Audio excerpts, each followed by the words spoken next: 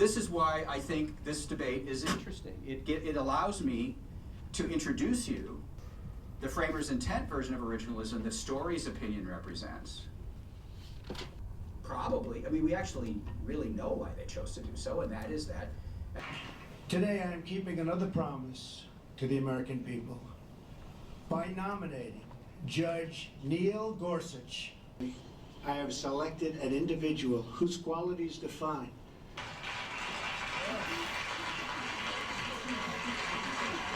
and without respect to their personal political beliefs. I think of them tonight. And I argued the medical marijuana case of Gonzalez versus Raich in front of the Supreme Court.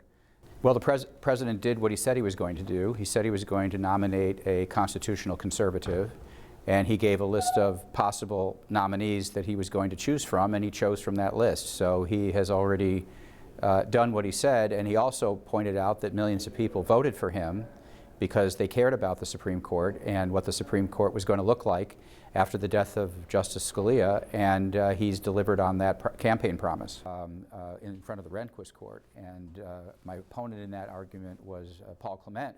He said judges should follow the law and not reform or change it and alter it to be something they like better, but there's lots of things that that could mean. It doesn't necessarily mean that one believes that there is an original meaning of the Constitution itself, and we know from his judicial opinions that he does think so, but we don't know that from his statement tonight.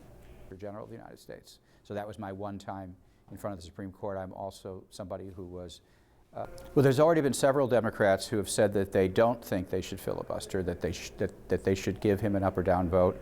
On the other hand, there are others who think they should, and I'm not sure I know what the Democrats are going to do, because I think if they do filibuster, I think they know that that will be the end of judicial filibusters for Supreme Court nominees, and so if they want to preserve the filibuster for another candidate that they might object to more, they'd be better off not filibustering this time, and I think some of them may know that.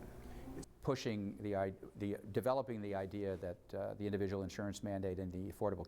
I think his greatest asset is that he is publicly committed to interpreting the Constitution according to its original public meaning, which are the words he actually uses to describe his approach and his opinion.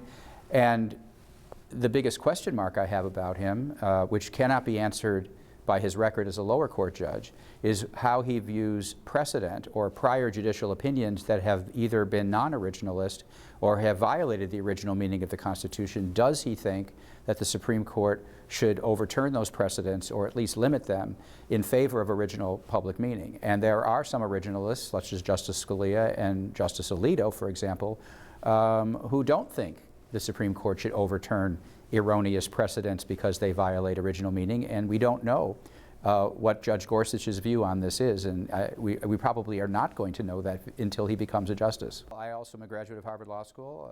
Don't hold that against me, but I was a criminal prosecutor.